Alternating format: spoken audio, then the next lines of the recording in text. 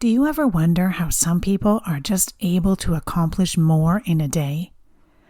Running our time efficiently and productively is so important as a CEO.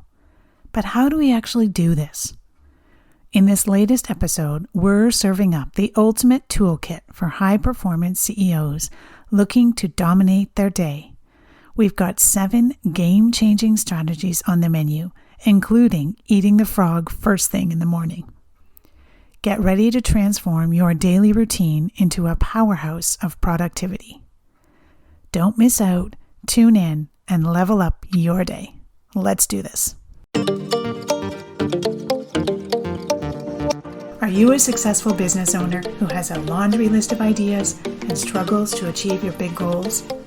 Welcome to the CEO Amplify podcast. I'm your host, Donna Dubé, and my goal is to empower you to drive meaningful change and amplify your profits without the overwhelm. Join us as we provide actionable solutions for visionary CEOs like yourself to up-level your CEO skills, streamline operations, and master strategic prioritization. Learn how to scale your business to new heights, working smarter, not harder. If you're ready to reclaim your time and accelerate your growth, let's dive in and start this exciting adventure together. Remember, the only limit to your business growth is the one you set for yourself.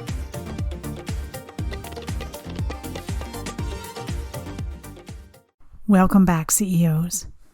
Do you find your mornings are a bit of a frazzled mess? Have you ever wondered how the most successful CEOs manage to accomplish so much in a single day? What if you could start your day like a CEO and maximize your efficiency in every aspect of life? Sounds good, doesn't it? Well, today we're going to be diving into 7 key strategies that you can implement in your business to dominate your day as CEO. High-performing CEOs need to manage their day in order to get the results they're looking for.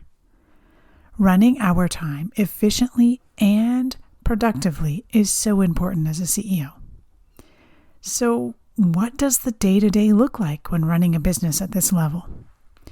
Well, it all starts with putting some systems and structure in place that help us perform at this high level. Some of the best, brightest, and most successful leaders achieve maximum productivity by having daily routines. But these routines aren't just about what they do or how they do it between the hours of 9 and 5. The most accomplished business leaders create rituals or routines for their days, starting from the moment their feet touch the floor in the morning to the moment their head hits the pillow at night. And while everyone is going to have a different routine and something different is going to work for you versus for me, it's important to formulate and sustain these routines and habits to improve your work-life balance, your focus, and your development. So when we're talking about having these systems and structure in place, it's helping us to perform at a higher level. And when I say higher level, I'm not talking about overachieving. It's not about doing all the things and feeling exhausted all the time. It's about high performance. It's about getting the results that we actually want. And it's really a shift in our mindset to get out of that hustle mentality. It's a way for us to manage our energy and our mindset so we can make the biggest impact. And a lot of the systems and the structure that we're going to talk about is really to help us eliminate decisions. Because decision fatigue is a real thing. Oh, what clothes am I going to wear? What am I going to have for breakfast? And what am I going to do for my workout? What am I going to do for that? What am I going to do for this? By the time you've made 15 decisions in your morning routine, you sit down to work, you've already trained your brain, and your brain is already tired from making all those decisions. So having systems and a structure in place eliminates making these little decisions as we go, so that when you sit down to do work, you can perform at your highest level. Have you ever noticed some of the top leaders, take Steve Jobs, for example, when he was around, He was always wearing the same type of outfit, the same clothes, had the same morning routine. This is to help eliminate decision fatigue. So how can we become higher performers? How can we be more purposeful with each and every day? And today I've got 7 things that can really give us that help. Gives you the capacity to show up the way you want to. Number 1, for me, this is top priority. A great day starts the night before. Yes, my friends, it starts the night before. So I need to get a good amount of sleep. I need to feel rested in order to have enough energy to go after that next day. So are you sleeping well? Do you have enough hours in your day of rest? Do you have a wind down time before you rest? That helps your brain to trigger, okay, now it's time to start shutting down. I mean, this is the same thing we do with our kids, if you think about it. When they're younger, we would have a bedtime routine, right? It might be that we have a bath and then we have dinner and we read a book. And all of this routine that we do day in and day out with our kids is training them and teaching them it's now time for bed. Our brains get used to the fact that we have this routine and it knows what's coming next. And certainly we are no longer children, but we need to have the same kind of routine to train our brains. It's time to quiet down, it's time to shut down, and time for a rest. So if you find getting to sleep is a bit of a problem, I found that having a brain dump late in the evening before I'm going to bed can help quite a bit. So if I've got any ideas that are hanging around in my brain and I just need to let them go, I just go quickly jot them down on a piece of paper, or, when I'm shutting down the computer, leave a little note there. And that kind of relieves those things from my brain. So when I go to bed, I don't have to worry about them. They've written down. I'm not going to forget them. So it's really important to create that bedtime routine. And I want you to make sure that you're doing things for you. A lot of us, especially as women, will end up doing a lot of things for others, which is not a bad thing, but we need some piece of that to be a bedtime routine for us. So that's not doing the dishes, it's not doing chores in the house. It's some time for ourselves, some personal self-care, whatever that looks like. Maybe it's reading your book. Maybe it's spending time on a passion project or a habit that you like, but something that is for you. All right. So now we've got a great day. It starts the night before. We had a good rest. We had a nice bedtime routine. Now what about our mornings? Having a morning routine has already been proven to be a successful way to start your day. And I can't tell you what should be in your morning routine because this is very personal and it depends on what feels good to you. Some of you may like to get up before anyone else is up and get some nice quiet time in the house. Others prefer to have a drink and have a quiet time, do a devotional, meditate, whatever that looks like for you. Maybe you like to do your exercise in the morning and get your workout fired up and ready to go. Whatever it is for you, I think it's important that you have a morning routine. And I want you to take time to separate your morning from your work. I don't want you to get up, turn your computer on, go into your emails, and start your day. Have a separate time when it's just for you, doing the things that light you up and help you be more productive. Okay, the next piece is really asking ourselves and reflecting on what we can do to make our day run more smoothly. And to figure this out, you really have to pay attention to the parts of your day that you get frustrated with or that drive you crazy. So are there certain things in your day where it happens week after week and you're kind of frustrated by it and you wish you could change? These are the areas we want to review and reflect on. I know for me, for example, I struggled with meal planning for quite a few years, and it was something that I needed to get some structure around. What would end up happening is I'd start my day, I'd get busy working, and next thing you know, it's 4:30, 5 o'clock, and I've got the dinner rush. What are we going to eat? And I haven't prepared anything. I haven't taken anything out of the freezer. And so it's a last minute decision. And then I would get frustrated by the fact that I hadn't planned ahead. So now being able to have a meal plan and sort that out beforehand, it's on the fridge. I know what weekly meals are going to be. And it's easy for me to say, okay, tomorrow is this. I need to prepare something for it beforehand. When that 5 o'clock rush comes, I know exactly what I'm serving. It's all planned out. Again, this helps eliminate decision fatigue. And it doesn't have to be complicated. Keep it simple, what works for you and your family. But you want to be looking at what areas in my day are sticking points. What are the areas in my day that aren't running smoothly? And what can I do to improve it? And then the next piece of that is, what is taking up my time in my day? What's taking up my time and moving me away from being productive? Pay attention to what's taking over your day, what's taking over your time. Perhaps it's social media. Maybe you need to get rid of some of your distractions. Maybe you're one who sits with your inbox open all day long, and every time there's a notification, you have to run and see what it is. Whatever that is for you, but I can guarantee you we all have them. We all have these areas in our day which are sucking up our time and not leading to productivity. And so again, review and reflect what are those areas and make changes so that you can eliminate those distractions and things that take up your time in your day. Next idea is eating the frog first. I believe this came from Mark Twain, saying something about if you eat a live frog first, the rest of your day will go well. But the point is we want to set the day's pace. So research has already proven that the first few hours after we wake is the time when our brain is at its sharpest and when we're more likely to stay on task. So if that's the case, why do we spend those first few hours of our day on meetings and reading emails?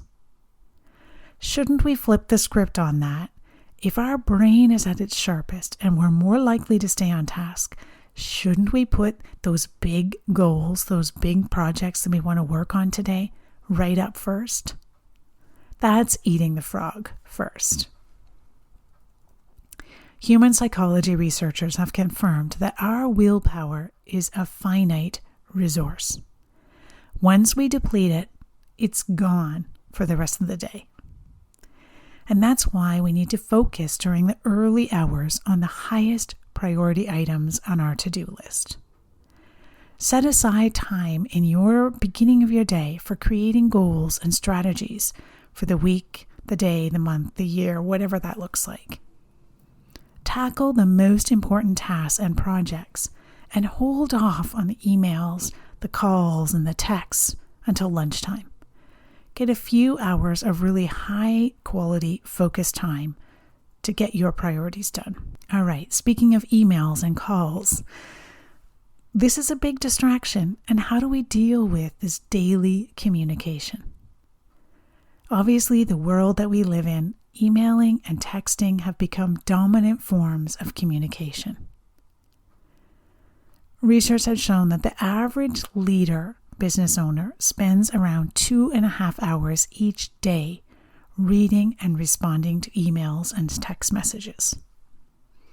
Now, my friends, I wish I could, wave a little CEO wand and those emails and text messages would go away. But I can't do that. The reality is this is a way that we communicate. We communicate with our team, with our clients, with potential clients. But there are things we can do to help with the amount of time we spend emailing and texting. So let's look at a few of those. First up, be concise. Reduce the amount of time you spend communicating by being as concise as possible in every response. Now, does this mean you answer with a one-word answer? No, it doesn't. But keep it short. Keep it concise and say just what needs to be said. If you have an email or a text that needs a longer response, perhaps this might need to lead to a discussion rather than trying to type it all out. Maybe a discussion on Zoom, maybe a phone call, maybe a face-to-face, whatever that looks like. But take the time to look at it and say, if this is going to take time and we need to have a lengthy discussion about it, possibly email is not the best place for it. The third thing we can do is schedule time for our emails in our day. I'm sure you've heard this before, but leaving your email open all day long and having the notification pop up and your brain seeing that gives you that little dopamine rush, and then you head over to your email and you read the email and you might respond or you might go look something else up. And then by the time you get back to the task that you were doing, you need another 15-20 minutes to get back into that task. That's wasting your time and lowering your productivity. So instead of leaving your email open all day long, create short times in your day when you're going to send those concise responses to email. Maybe one time in the morning and one time in the afternoon when you have a set time for looking at your emails. If you don't get through all of them that day, you don't. And only spend time communicating through email when it's scheduled. Small windows throughout the day. Don't block out long open windows for communication because that will take up your entire day. And those priorities that you had on your list, they'll be forgotten about. And lastly, in terms of communications, well, two things. One is get off of extra things that you don't need to be subscribed to. We all have done this before where we subscribe to things, we keep getting the emails, we just keep deleting them. We're not really reading them or paying attention. So unsubscribe, do yourself a favor and reduce the amount of email coming into your box. And lastly, consider hiring a part-time or casual virtual assistant to help you take care of some of that communication. All right, this last tip for having us be successful and performing at a high level each day is what I call a later list. Now, a later list is keeping a separate list with you. So when you're deep in your work and your mind wanders about some random thing that you need to do that you don't want to forget to do while you're working, simply jot it down on your later list and you review it at a later time. This helps keep you focused on what you're working on and not get distracted. And also prevents procrastination and stress because you're offloading whatever pops into your head into a trusted place and you'll go back at another time and deal with it. Keeping your brain focused on the most important tasks that you're working on right now. Of course, you have to remember to go back to your list at some point, ideally before the end of the day or during your weekly review, and make sure that you've gone through what's on your later list. Friends, it's really about taking your time and energy and protecting it. Reducing that decision fatigue by setting up simple structures and simple procedures to help you manage your energy and your mindset and have the most productive day that you can. Of course, you've all heard me talk about this before, but another way to do this is through your scheduling ninja, your ideal calendar.